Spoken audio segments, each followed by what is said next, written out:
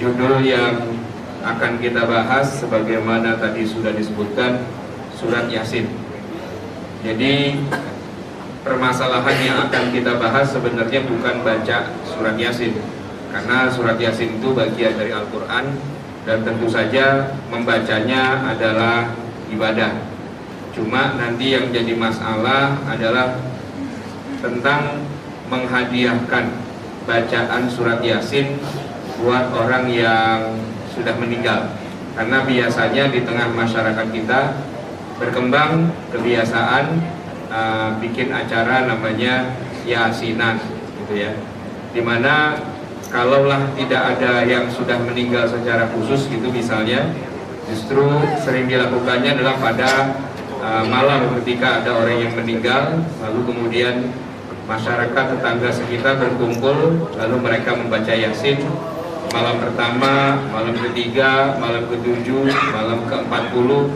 Bahkan kalau kita di Jakarta itu orang Betawi gak cuma sampai sebatas malam ke-40, tapi setiap tahun ada ulang tahun kematian. Bukan hari lahirnya yang diperingati, tapi hari kematiannya, dengan cara bikin acara haul. Haul itu artinya tahunan ya, annual, sesuatu yang rutin dilakukan setiap tahun sekali, dan isinya lagi-lagi ya baca surat Yasin, atau bahkan malah bukan hanya surat Yasin tapi juga membaca seluruh ayat Al-Qur'anul Karim. Jadi yang akan kita bahas di sini adalah hukum menghadiahkan bacaan surat Yasin atau ayat-ayat lainnya kepada orang yang sudah meninggal dunia. Nah, jamaah yang dimuliakan Allah, saya akan membahas dulu secara umum tentang apa saja yang bermanfaat buat seorang yang sudah meninggal, ya, apa saja yang bisa dia terima dari orang yang sudah meninggal, di mana dia kan sudah nggak hidup, berarti dia sudah nggak melaksanakan ibadah. Tapi apa saja sih yang membuat dia bisa menerima kebaikan atau pahala atau katakanlah ganjaran ya dari orang yang masih hidup. Jamaah yang dimuliakan Allah, tentu ada banyak hal-hal yang bisa bermanfaat buat mayit. Saya menuliskan paling tidak ada sekitar 8 perkara yang bisa kita terima nanti ketika kita sudah meninggal dunia. Yang pertama, sebagaimana hadis Rasulullah, yaitu amal kita sendiri. Amal kita sendiri itu sebenarnya putus ketika kita meninggal, karena kita nggak bisa lagi sholat, nggak bisa lagi berzakat, nggak bisa lagi berhaji, nggak bisa lagi macam-macam lah, karena kita sudah meninggal. Tapi kata Nabi, idza mata ibnu adama inqata'a amaluhu. Apabila seorang anak Adam meninggal, maka amalnya dia sudah terputus. Itu benar sekali, amalnya dia terputus. Kenapa? Karena amalnya dia memang sudah nggak mungkin dilakukan, karena dianya sudah mati. Di dalam alam kubur atau alam barzah tidak mungkin ada orang bisa sholat. Kalaupun dia sholat nggak ada gunanya, karena sholat itu waktu masih hidup di dunia. Kalau udah meninggal udah nggak ada gunanya lagi semua itu. Lalu Nabi mengecualikan ada 3 yang amal itu kalau orangnya mati tapi amalnya tetap masih bisa bermanfaat buat dia, yaitu illa min salasin. Pertama, shadaqatin jariyah. Dia pernah bersodakoh di mana manfaat dari harta yang disedekahkan ternyata masih terus berlangsung walaupun dia sudah meninggal. Contoh mudahnya adalah wakaf. Dia pernah berwakaf, misalnya masjid, madrasah, pesantren, atau apapun lah benda-benda yang sekiranya dia meninggal, benda itu masih memberikan manfaat buat orang lain. Maka walaupun dia sudah meninggal, tapi apa yang pernah dia kerjakan itu masih ada dan masih terus bergulir manfaatnya, maka dia tetap dapat pahala itu. Yang kedua, aw ilmin yuntafa'u bihi, atau ilmu yang pernah dia ajarkan bermanfaat. Ilmu itu orang yang sudah meninggal, ilmunya diwariskan oleh murid-muridnya dan bermanfaat buat orang lain, maka walaupun orangnya sudah terbujur kaku, bahkan sudah jadi tanah, dia terus terima pahala amal yang dia pernah kerjakan dan abadi sifatnya. Dan yang terakhir adalah awaladin sholihin yad'ulah. Dia punya anak laki-laki atau anak perempuan ya, keturunan, dan anak ini selalu mendoakan. Nah, 3 hal ini yang seluruh ulama tidak ada satupun yang berbeda pendapat. Dan memang itu adalah amalnya dia sendiri. Sekarang masalahnya adalah bagaimana dengan amal orang lain? Ya, apakah orang lain yang masih hidup itu kalau beribadah pahalanya bisa dikirimkan kepada orang yang sudah meninggal? Jawabannya sebagian bisa, walaupun sebagian lagi jadi masalah di antara para ulama. Yang nomor dua nih berarti, kalau tadi kan amalnya dia sendiri, dia sudah meninggal tapi amalnya masih jalan. Nah yang nomor dua, du'aul hayyi lil mayyiti, doanya orang yang masih hidup kepada orang yang sudah meninggal. Ya, ini kan bukan amalnya dia, karena dia sudah mati. Dan waktu hidup dia tidak mendoakan dirinya sendiri kan. Ini yang berdoanya orang lain, yang berdoa orang lain, tapi dia yang menerima kebaikannya ketika dia sudah di dalam alam barzakh. Dalilnya adalah firman Allah Subhanahu wa taala, alladzina yahmiluna al-'arsya wa man hawlahu yusabbihuna bihamdi rabbihim wa yu'minuna bihi wa yastaghfiruna lilladzina amanu. Jadi Allah Subhanahu wa taala berfirman tentang malaikat-malaikat yang memanggul arasy itu, ya, memanggul arasy dan sekelilingnya. Mereka bertasbih memuji Tuhan mereka, wa yu'minuna bihi wa yastaghfiruna lilladzina amanu. Kemudian mereka beriman pada Allah dan mereka memintakan ampun kepada orang-orang yang beriman. Jadi malaikat minta ampun, memintakan ampunan, bukan malaikat yang minta ampun, karena malaikat tidak punya dosa. Malaikat itu tidak punya dosa, dia tidak minta ampun, tetapi para malaikat yang memanggul arasy itu mereka memohonkan ampunan buat orang-orang yang sudah beriman, yang memang sudah meninggal dunia. Nah, ini adalah bukti bahwa walaupun orang sudah meninggal dunia, amalnya orang lain itu bisa bermanfaat buat dia. Di dalam ayat yang lain Allah Subhanahu wa taala berfirman, "Wastaghfir li dzambika walil mu'minina wal mu'minat." Mintalah ampunan dari dosa-dosamu dan juga dari orang-orang mukmin dan orang-orang mukminat. Dalam hal ini orang mukmin mukminat yang sudah meninggal dunia. Atau hadis yang lain, "Walladzina ja'u min ba'dihim yaquluna rabbana ighfir lana wali ikhwanina alladzina sabaquna bil iman." Dan orang-orang yang datang kemudian itu mereka berdoa, Rabbana ighfir lana, ya Tuhan kami ampunilah kami dan ampunilah saudara-saudara kami yang sudah mendahului kami dalam iman. Jadi mendahului kami maksudnya sudah meninggal dan mereka dalam keadaan beriman. Jadi doaul hayyi itu nomor dua, ya. Doanya orang hidup kepada orang mati itu bermanfaat, ya, walaupun itu bukan tes.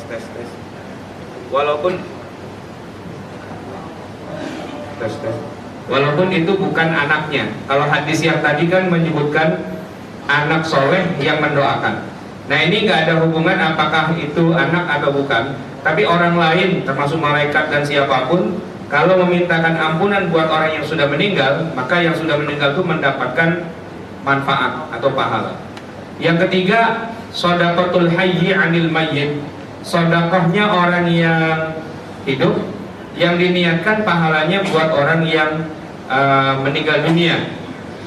Itu juga termasuk yang memberikan pahala atau manfaat kepada orang yang sudah meninggal. Yang keempat, sebelum yang keempat, ini ada fatwa dari Syekhul Islam Ibnu Taimiyah. Beliau di dalam Majmu' Fatawa itu menyebutkan begini, wa amma shadaqatu 'anil mayyit fa innahu yuntafa'u biha bittifaqil muslimin wa qad waradat bidzalika 'anil nabiy sallallahu alaihi wasallam ahaditsun shahihah. Adapun bersedekah untuk mayit, ya, itu semua bermanfaat bagi mayit bittifaqil muslimin, atas kesepakatan seluruh umat Islam, dan karena dasarnya adalah ada begitu banyak hadis yang sahih yang menyebutkan hal tersebut. Yang keempat, al-hajju 'anil mayyit. Kita mengenalnya dengan istilah badal haji. Orangnya sudah meninggal, waktu hidup tidak sempat pergi haji, mungkin karena kondisi dan sebagainya. Kemudian anaknya, cucunya, keturunannya atau siapapun lah, mungkin muridnya dan seterusnya. Nah itu kemudian sudah pergi haji dia, kemudian dia pergi haji lagi, diniatkan untuk menghajikan orang yang sudah meninggal itu. Hadisnya adalah hadis yang diriwayatkan oleh Imam Bukhari dari Ibnu Abbas. di mana ada seorang laki-laki datang kepada Nabi, cerita bahwa saudara saya nih dulu waktu masih hidupnya dia bernazar untuk pergi haji, tapi belum sampai dia pergi haji dia meninggal. Kemudian Nabi ditanya begitu, apakah yang harus saya lakukan? Kata Nabi, laukana alaiha dainun akunta qadhihi. Kalau seandainya saudara kamu itu punya utang sama orang lain, apakah sekarang kamu harus membayar hutangnya? Qala na'am. Dia jawab iya. Qala faqdi Allah fa huwa ahaqqu bil qada. Kalau gitu utangnya saudaramu kepada Allah itu kamu bayarkan, karena itu lebih wajib untuk dikerjakan. Dan dalam fatwa Ibnu Taimiyah disebutkan bahwa ada hadis Bukhari ini, dan dia mengatakan bahwa al-hajju 'anil ghair, ya, menghajikan orang lain itu termasuk manfaat buat orang yang sudah meninggal. Kemudian yang kelima adalah qada'u dainil mayyit.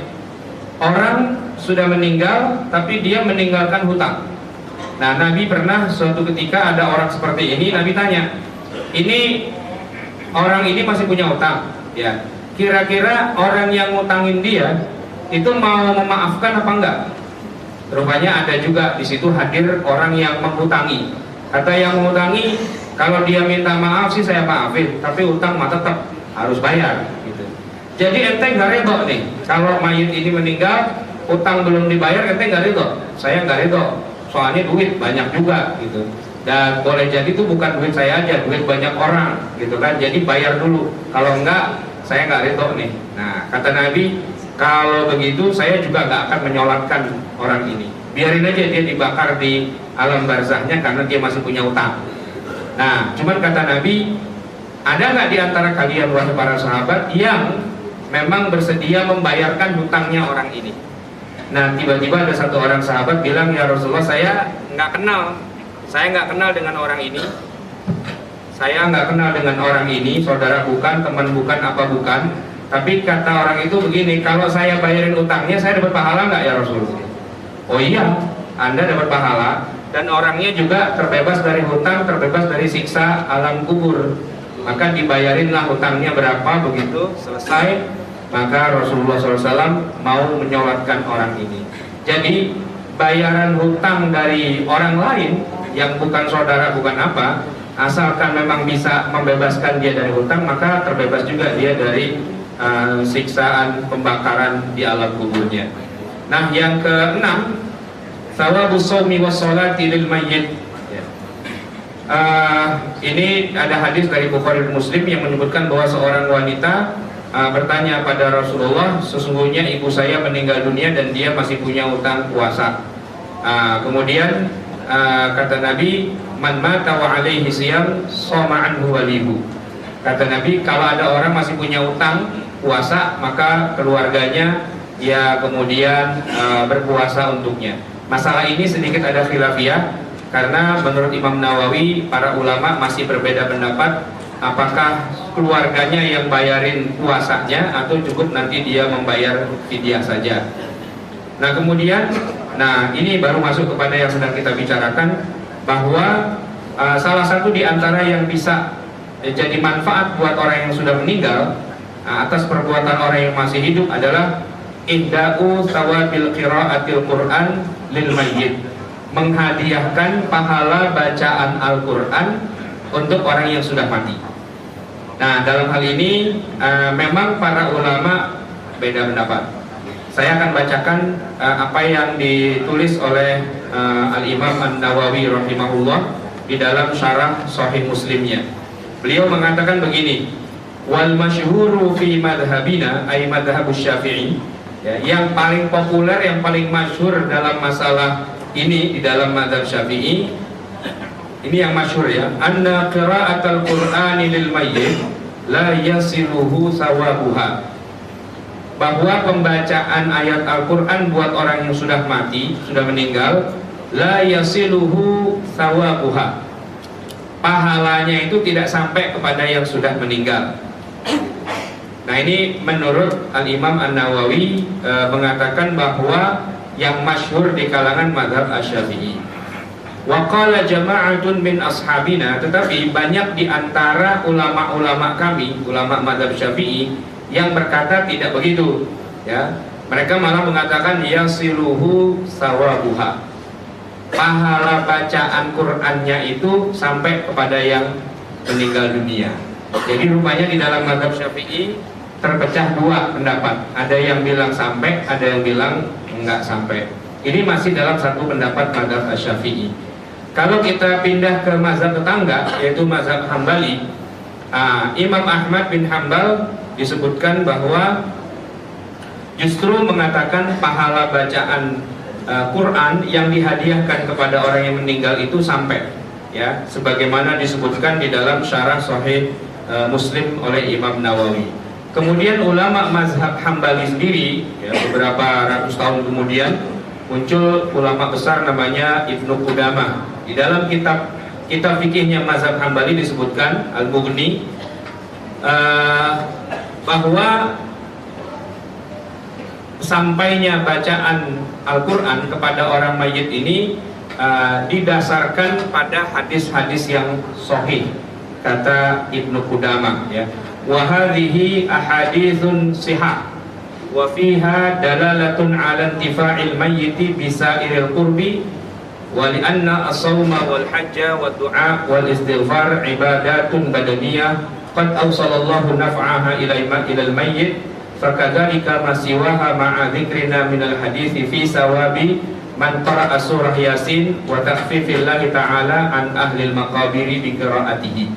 Jadi kata Ibnu Qudamah, semua hadis-hadisnya itu sahih, dan hadis-hadis yang sahih itu adalah menjadi dalil atau menjadi dasar atas manfaat yang diterima oleh mayat dengan seluruh perbuatan-perbuatan tadi itu, seperti puasa, haji, doa, istighfar. Itu semua adalah ibadah badaniyah yang Allah sampaikan pahalanya kepada yang sudah meninggal. Dan begitu juga semua ibadah, nggak harus badaniyah, ibadah yang sifatnya harta dan sebagainya itu juga sampai kepada yang mayit yang meninggal dunia. Dan beliau menegaskan fi thawabi man qara'a surah Yasin, ya, dengan pahala orang yang membaca surah Yasin, ya, yang dihadiahkan kepada yang meninggal itu menjadi takhfifullahi ta'ala, menjadi keringanan dari Allah untuk meringankan siksa yang ada di dalam alam kuburnya, ya, biqiraatihi, dengan membaca surat Yasinnya. Wali annahu ijma'ul muslimin, dan ini merupakan ijma'nya seluruh umat Islam. Fa innahum fi kulli asrin wa misrin, pada setiap zaman dan waktu, ya, setiap tempat dan pada setiap waktu dan tempat, ya, umat Islam di berbagai tempat itu yajtami'una, berkumpul, wa yaqra'una al-Qur'an, dan membaca Al-Qur'an, wa yahduna thawabahu ila mautahum min ghairi nakirin. Dalam sepanjang zaman, di semua tempat umat Islam itu berkumpul baca Quran dan menghadiahkan pahala baca Quran mereka kepada orang yang sudah meninggal di antara mereka min ghairi nakirin, tanpa ada yang protes atau yang menyalahkannya. Ini di dalam mazhab Hambali. Kemudian mazhab Hanafi mengatakan itu juga, ya. Waqad sarraha al-Hanafiyah bintifa'il mayyiti bi ihda'i thawabi qira'atil Qur'ani lahu. Mazhab Hanafi mengatakan bahwa bermanfaat bacaan Quran yang dihadiahkan kepada orang yang sudah meninggal, sebagaimana disebutkan dalam kitab Ad-Dur Al-Mukhtar wa Raddil Muhtar. Kemudian ini menarik, Syekhul Islam Ibnu Taimiyah, gitu, ya, dalam masalah menghadiahkan bacaan pahala Al-Quran kepada orang yang sudah meninggal, beliau mengatakan anna thawabaha yasilu ilaihi. Pahala bacaan Quran ini akan sampai kepada yang kita niatkan, yang meninggal dunia. Ini beliau sebutkan di dalam kitab beliau yang terkenal, yaitu Majmu' Fatawa. Cuma jamaah sekalian, ada syarat, ya, yang ditetapkan oleh sebagian ulama tentang bagaimana kok bisa sampai, itu ada syaratnya. Nah, di antara syaratnya agar sampainya bacaan Al-Quran kepada orang yang sudah meninggal adalah ini, Allah takuna al-qari' lil mayyit bi'iwad. alla takuna qiraatul qari' lil mayyiti bi'iwad, bahwa ketika orang yang membaca Quran itu, dia bacakan Quran yang niatnya pahala buat yang sudah meninggal itu tidak boleh membacanya dengan imbalan. Jadi dia tidak boleh, saya baca Quran mau dibayar berapa nih saya, gitu loh. Kalau ada pembayaran, ada istilahnya semacam kayak transaksional jual beli, maka pahalanya tidak akan sampai. Kenapa pahalanya tidak akan sampai? Karena orang itu membacanya tidak karena Allah, tapi karena dibayar, gitu ya. Maka yang diterima oleh orang itu bukan pahala, tapi uang, gitu ya. Nah, terus kalau dia baca Quran karena dibayar, kan dia nggak dapat pahala. Kalau dia nggak dapat pahala, bagaimana bisa dia mengirimkan pahala itu? Lawang pahalanya aja dia nggak dapat. Kenapa dia nggak dapat baca? Kenapa dia nggak dapat pahala waktu membaca? Ya karena dia minta dibayar. Jadi misalnya begini ya, ada orang meninggal dunia, anak-anaknya ini lucunya nggak bisa berdoa, nggak bisa baca Quran, gitu ya. Lalu dia panggil ustadz, ya, panggil katakanlah ahli agama gitu. Terus dia bilang, Pak Ustadz, tolong dong bacain Quran buat bapak saya, gitu. Ustadznya bilang, waduh, saya sibuk nih, banyak urusan, gitu. Nggak apa-apa dah Ustadz, ya, tolong digugurin lah di mana-mana itu, pokoknya sekali hatam saya bayar 3 juta, gitu. Ustadznya mikir, waduh, lumayan juga nih sekali hatam 3 juta, gitu ya. 3 juta untuk bisa bacain Quran. Akhirnya ustadznya mau, ya kan, demi uang 3 juta, gitu. Nah akhirnya dibacalah. Nah dalam hal ini menurut para ulama, ya, yaitu khususnya Ibnu Taimiyah, wa ammal istijaru li nafsil qiraah wal ihda fala yasihhu dzalika li annahu la yajuzu iqa'uha illa ala wajhi taqarrub ila Allah taala. Jadi kalau ini judulnya transaksional jual beli, bacain Quran nanti saya bayar, gitu ya. Maka kata beliau tidak bisa dihadiahkan kepada orang yang sudah meninggal. Kenapa? Karena dia udah nggak dapat pahala, pahalanya udah dapat dari hadiah. Nah hadiahnya berupa uang. Ya kecuali yang bacain Quran itu dapat hadiah uang, lalu uangnya disedekahkan. Ya pasti dia nggak mau kan. Orang saya capek-capek baca Quran biar dibayar. Kenapa harus saya sedekahkan lagi? Jamaah sekalian yang dimuliakan Allah. Jadi itu yang terkait dengan masalah membaca Al-Quranul Karim buat orang yang sudah meninggal. Mazhab Syafi'i sebagiannya mengatakan tidak sampai, sebagian lagi mengatakan sampai. Tapi mazhab-mazhab yang lain, ya mazhab seperti Abu Hanifah, seperti mazhab Hanafi, mazhab Hambali, termasuk Ibnu Taimiyah, itu malah mengatakan sampai, tapi dengan syarat dia membacanya ikhlas karena Allah Subhanahu wa Ta'ala, bukan untuk bisnis, bukan untuk jual beli. Nah sekarang pertanyaannya begini, kalau kita diundang baca Quran, baca Yasin, baca tahlil ya, yang diniatkan kepada orang yang sudah meninggal, itu kan kita pulang dikasih duit tuh Pak, atau dikasih berkat gitu ya. Nah pertanyaannya sekarang, apakah berkat ini menggugurkan pahala bacaan kita atau tidak? Jadi jamaah sekalian begini, kalau kata Ibnu Taimiyah, asalkan itu jual beli itu maksudnya saya menjual bacaan Quran kepada Anda bayar kepada saya, itu pahalanya nggak ada. Karena pahalanya nggak ada, berarti nggak bisa dikirimkan. Apa yang mau dikirim, mulawang pahalanya aja nggak ada, gitu. Nah sekarang ketika kita datang ke tahlilan, ke yasinan dan sebagainya, apakah datangnya kita itu dibayar atau tidak? Kalau dibayar transaksional berarti pahalanya nggak ada. Ya dapat sih dapat, tapi dapat amplop doang, ya, atau dapat berkat, gitu ya. Nah karena nggak dapat pahala, cuma dapat berkat, ya berkatnya ini nggak bisa dikirim kepada yang sudah meninggal. Tapi kalau datangnya tidak transaksional, tidak mengharap apapun, gitu ya, tiba-tiba dikasih berkat, ya. Ini kan nawaitunya bukan jual beli bacaan pahala Al-Quran. Nawaitunya diundang, diminta untuk datang, ya datang, gitu ya. Bahwa di akhir itu dikasih berkat, nggak dikasih berkat, nggak usah ngedumel, gitu ya.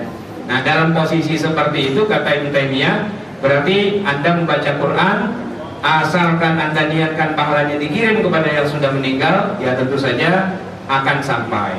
Ini menurut Ibnu Taimiyah. Tapi kalau menurut Asy-Syafi'i itu tidak sampai. Menurut sebagian ulama Asy-Syafi'i hukumnya tidak sampai.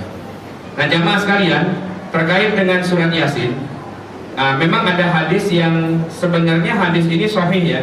Banyak yang mensahihkan seperti Ibnu Hajar Al-Asqalani, Ibnu Hibban, yang bunyinya Iqra'u ala mautakum Yasin. Bacakan kepada orang mati di antara kalian Yasin. Gitu. Ini ada hadisnya. Ini hadis diriwayatkan oleh banyak ulama, diantaranya Abu Dawud, Ibnu Hibban, Ibnu Majah, At-Tabrani, Al-Baihaqi. Dan menurut Imam Ibnu Hajar Al-Asqalani dan Ibnu Hibban, mereka mengatakan bahwa hadis ini hadis sahih. Bacakan kepada orang mati di antara kalian surat Yasin, gitu ya. Hadis dari Maqil bin Yasar. Nah cuma memang dalam hal ini kalangan yang anti Yasin atau kalangan yang anti dengan menghadiahkan bacaan Yasin kepada orang meninggal mengkritisi hadis ini dari dua sisi. Yang pertama dari sisi sanad, bahwa walaupun sudah ada Ibnu Hajar atau Ibnu Hibban yang mensahihkan, tapi sebagian dari mereka ada yang bilang enggak sahih, dhaif. Misalnya Nasiruddin Al-Albani bilang dhaif hadis ini, kemudian As-Sun'ani mengatakan juga dhaif, sebagaimana juga Ibnu Arabi mengatakan hadis ini dhaif, gitu ya. Jadi karena hadis dhaif tidak boleh dipakai. Sementara Ibnu Hajar Al-Asqalani dan Ibnu Hibban, dua-duanya pakar hadis, mereka mengatakan tidak, hadis ini bukannya dhaif, tapi hadis ini sahih dan bisa dijadikan sebagai rujukan. Di situ ada khilafiyah di antara para ahli hadis. Nah, pengkritik yang mereka kemudian mengajukan kritik yang kedua terhadap hadis ini, yaitu bukan dari sisi sahih apa tidak sahihnya, tapi dari sisi pengertian siapa yang dimaksud dengan orang mati di antara kalian yang dibacakan Yasin. Nah, menurut mereka, kalaupun hadis itu sahih, maka yang dimaksud dengan orang mati itu bukanlah orang yang sudah meninggal dunia, tapi maksudnya adalah orang yang hampir mendekati kematian. Orang yang hampir mendekati kematian itu maksudnya lagi sakratul maut, lagi kecer-kecer gitu ya, lagi mau mati tapi nggak mati-mati gitu ya. Nah itu menurut sebagian ulama yang mendukung itu maksudnya, biar dia matinya dengan tenang, bacain aja surat Yasin. Adapun orang yang sudah mati, maka bukan itu maksudnya. Ini menurut kalangan yang anti bacakan Yasin buat orang yang sudah meninggal dunia. Sedangkan mereka yang mendukung Yasin buat orang yang sudah meninggal dunia, itu tadi yang sudah saya sebutkan di awal, bahwa sebagian besar ulama seperti mazhab Hambali, mazhab Hanafi, termasuk Ibnu Taimiyah gitu ya, mereka itu mengatakan ihda'us thawab lil mayyiti yasiluhu wa yantafa'u biha. Pahala bacaan Quran bukan hanya Yasin sih, semuanya gitu ya, itu akan sampai kepada yang sudah meninggal dunia, dengan syarat itu bukan bisnis. Nah jamaah sekalian, itulah yang sekelumit yang bisa saya sampaikan terkait dengan bacaan surat Yasin dan ayat-ayat Al-Quran yang lain, yang dalam hal ini memang para ulama berbeda pendapat. Nah oleh karena itu, ketika sekarang kita menyaksikan di tengah masyarakat ada yang pro Yasinan, ada yang anti Yasinan, sebenarnya perbedaan pendapat di antara mereka masuk akal dan wajar. Kenapa? Karena para ulamanya pun juga berbeda pendapat. Sebagian mendukung, sebagian tidak. Cuman yang tidak wajar adalah ketika yang Yasinan itu ngebully yang tidak Yasinan, atau yang tidak Yasinan balik juga ngebully. Mungkin kalau baru sampai ngebully nggak masalah, tapi kalau sampai tawuran, ya sampai fisik dan sebagainya, sampai kemudian mencaci maki dan sebagainya, nah itu sudah keliru. Sebab para ulama yang saya sebutkan tadi, walaupun mereka berbeda pendapat, mereka tidak saling mencemooh, tidak saling caci, tidak saling menjelekkan. Mau ikut Yasinan monggo, mau enggak juga enggak apa-apa. Selain itu juga memang banyak juga sebagian orang yang mengatakan begini, ini yang anti Yasinan. Harusnya yang kita lakukan bukan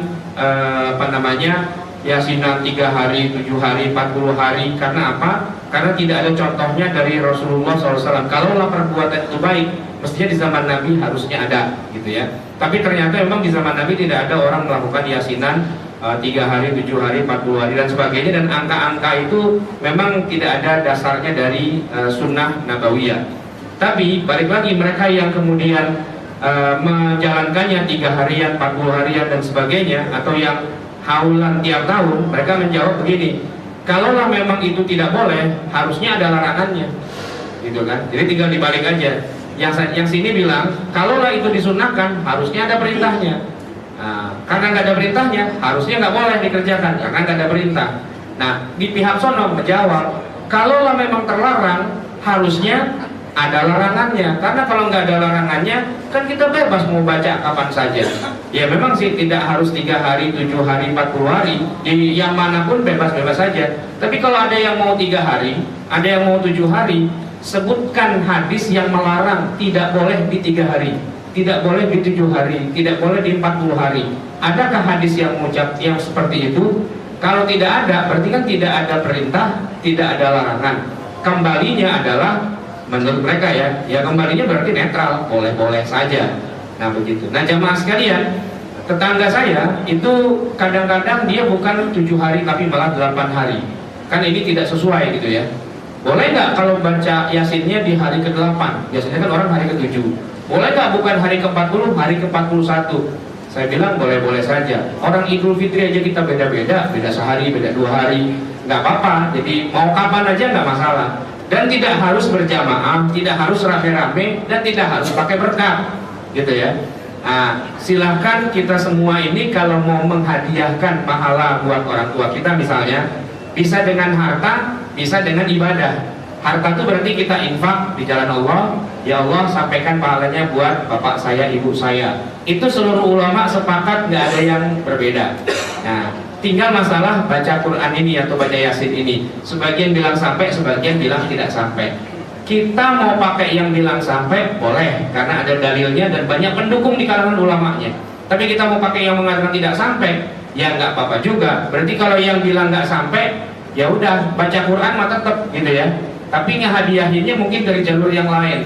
Dari jalur tadi mendoakan, memintakan ampun, bersedekah, bayarin utang dan sebagainya, itu akan sampai juga kepada yang meninggal karena pada dasarnya seluruh ulama sepakat bahwa amalan orang yang hidup itu bisa bermanfaat buat amal orang yang sudah meninggal dunia. Itulah jemaah sekalian yang dimuliakan Allah. Sebelum saya akhiri mungkin ada pertanyaan, silakan. Ya, silakan. Mengurangi pahala yang membaca nggak sama yang mutaqab? Enggak, kalau mengurangi pahala yang membaca tentu tidak. Ya karena apa? Karena yang membaca itu memang dikasih Allah dengan 10 kebaikan. Ya, jadi misalnya begini, saya membaca Al-Quran. Nah, setiap saya membaca 1 huruf, Allah tuh membalas dengan 10 kebajikan, ya kan? Makanya dikatakan Alif Lam Mim itu bukan 1 huruf, tapi 3 huruf. Jadi kita baca Alif Lam Mim. Itu alif 1 huruf 10 kebajikan, lam 1 huruf 10 kebajikan, mim 1 huruf 10 kebajikan, udah 30. Ibarat kata kalau kita men-share, saya menghadiahkan pahala bacaan saya ini kepada 10 orang yang berbeda, 10-nya dapat itu list line gitu ya. Di-share tapi tetap dapat semua gitu, istilahnya begitu. Artinya tidak mengurangi pahala bacaan kita sendiri. Yang diributkan oleh Ibnu Taimiyah, kalau ente baca tapi nggak dapat pahala, terus pahala yang mana yang mau di-share kepada orang lain? Ibarat kata sinyalnya kita saja sudah nggak dapat nih ya, sinyal internetnya. Gimana kita mau share kepada orang lain, kita aja nggak dapat gitu, di blank spot gitu kan, nggak mungkin. Tapi kalau kita dapat, ini masalah melipat gandakan itu urusan Allah, karena setiap pahala itu bisa dilipat gandakan dari 10 sampai 100 sampai 700 dan seterusnya, itu bisa di share. Ibarat kata begini, yang masuk surga cuma 1 orang, tapi yang 1 orang itu surganya kegedean gitu ya, surganya seluas langit dan bumi, terus dia sendirian di situ. Kayaknya surga sepi amat nih gitu. Ya Allah, bisa nggak sih ngajak yang lain gitu ya? Nah, dia memberi syafaat kepada yang lain. Yuk gitu kan, aturannya masuk neraka ditarik masuk ke surga, dicorokin masuk ke surga. Udah masuk surga kita nih, gimana ceritanya? Tuh yang punya surga manggil ente gitu kan. Nah itu bisa, istilahnya begitu, ada semacam syafaat untuk nge-share pahala kebaikan. Baik, ada lagi silakan. Ya. Pilihan surat Yasin itu dibanding surat yang lain, Kalau pilihan surat Yasin karena tadi ada hadis yang mengatakan Iqra'u mautakum Yasin, gitu ya. Bacakan kepada orang mati di antara kalian Yasin. Nah, karena Nabi nyebutnya Yasin dan ini ada pengkhususan, maka tentu agak sedikit berbeda dibandingkan dengan semua ayat yang lain. Tapi kalau kita tarik garis perbandingan, semua ayat itu pahalanya besar, tidak harus Yasin, ya kan? Semuanya besar dikalikan dengan 10 kebajikan. Tapi karena ada hadis yang menyebutkan bacakan orang mati di antara kalian itu surat Yasin, ya jadinya surat Yasin memang punya nilai keunikan tersendiri. Nilai keunikan tersendiri. Menurut mereka yang menafsirkan itu maksudnya buat orang yang sudah meninggal. Tapi kalau buat yang nggak mau, mereka bilang ini bukan buat orang meninggal, ini buat orang yang hampir dikit lagi nyaris akan mau meninggal, gitu. Demi menenteramkan jiwanya dibacakan Yasin. Tapi hati-hati juga bacain Yasin buat orang yang lagi sakit seperti itu. Bisa jadi dia tersinggung. Enak aja lu bacain gua Yasin, lu kata gua mau mati ya Pak? Enggak, gua mau sembuh, gitu. Jadi dia tidak terima dibacain Yasin. Nah, oleh karena itu hati-hati. Kalau yang sudah meninggal dibacain dia nggak akan protes, gitu kan? Kenapa? Orang udah mati kok, gitu ya. Mungkin dia akan bersyukur, alhamdulillah ada yang bacain Yasin misalnya gitu. Tapi kalau masih hidup kita bacain Yasin, ya repot juga. Makanya saya pernah melihat tayangan video menarik juga ya. Jadi gini, saya nggak tahu tuh iklannya dari mana. Di YouTube banyak. Ada orang lagi mau nyalain api rokok, ces gitu pakai korek api. Tiba-tiba orang sekeliling langsung ngumpul. Yasin wal Qur'anil hakim innaka laminal mursalin ala siratal mustaqim. Dia bingung, kenapa? Mau mati kan Pak? Nah, saya bacain Yasin dah, katanya begitu. Jadi itu buat meme akhirnya. Setiap ada orang merokok bacain Yasin, gitu ya. Baik, ada lagi? Ya silakan. Assalamualaikum warahmatullahi wabarakatuh. Waalaikumsalam warahmatullahi wabarakatuh. Pertama, saya terkait dengan masalah keagamaan. Realita di masyarakat saat ini, khususnya malam Jumat sama malam Senin, banyak sekelompok orang yang membaca surat Yasin. Padahal kalau kita tengok terhadap hadis Rasulullah itu surat yang paling afdal pada malam Jumat itu surat Al-Kahfi. Tapi kok kenapa ada sebagian orang yang sering membaca surat Yasin? Pertama, yang kedua terkait dengan masalah yang sekarat tadi Ustaz. Hadis tadi saya pernah baca juga itu dijelaskan untuk orang-orang yang pada sakarat. Artinya ketika nyawa itu ada di tenggorokan, itu harus ditalking dengan surat Yasin. Tapi kenapa hadis Rasulullah juga di lain sisi Rasulullah bersabda man akhira kalimat la ilaha illallah fala jannah, itu harus ditalking dengan kalimat la ilaha illallah. Apakah ada korelasi antara kedua di situ? Yang ketiga terkait dengan masalah hadis tadi bahwa jika mata pun ada ingkot amal illa min salati sadaqatin jari'ah in dafa'u fi awalin sahih ada ulah. Nah, kalau kita lihat di situ ternyata khusus sebuah amal itu untuk dirinya sendiri. Sehingga di dalam Al-Quran surat An-Najm itu dijelaskan barang siapa yang mengerjakan kebaikan itu untuk dirinya sendiri dan barang siapa yang mengerjakan kejahatan itu untuk dirinya sendiri. Kok ada sekelompok yang kemudian mengirimkan doa, kemudian tahlilan, kemudian itu gimana hukumnya? Baik, ada 3 ya pertanyaannya, nanti tolong diingatkan. Yang pertama, memang benar hadis yang sahih dari riwayat Imam Bukhari itu fadilah membaca Yasin itu bukan di malam Jumat, tapi di semua malam, ya. Nggak cuma malam sih, siang, pagi, sore dan sebagainya. Gitu. Jadi intinya adalah Yasin itu dibaca kapan saja. Sedangkan yang dikhususkan malam Jumat itu memang justru malah surat Al-Kahf, ya, suratul Kahfi. Nah, itu memang ada hadisnya jelas. Maka kalau tiap malam Jumat silakan baca surat Al-Kahfi, gitu ya. Tapi tidak terlarang juga kalau mau baca Yasin, gitu ya. Karena Yasin secara umum di setiap waktu, ya kan. Mumpung rame-rame, jangan cuma Al-Kahfi tapi baca Yasin doang. Cuman ini dia lucunya. Mumpung rame, dia baca Yasin sama Al-Kahfi, kayaknya panjang banget. Udah Yasinnya aja dah, gitu. Nah, maka sebenarnya kalau saya diajarkan oleh orang tua saya, kita terbiasa karena kita orang Betawi dan biasa baca surat-surat gitu ya. Nah, bukan malam tapi pada sholat subuh gitu ya.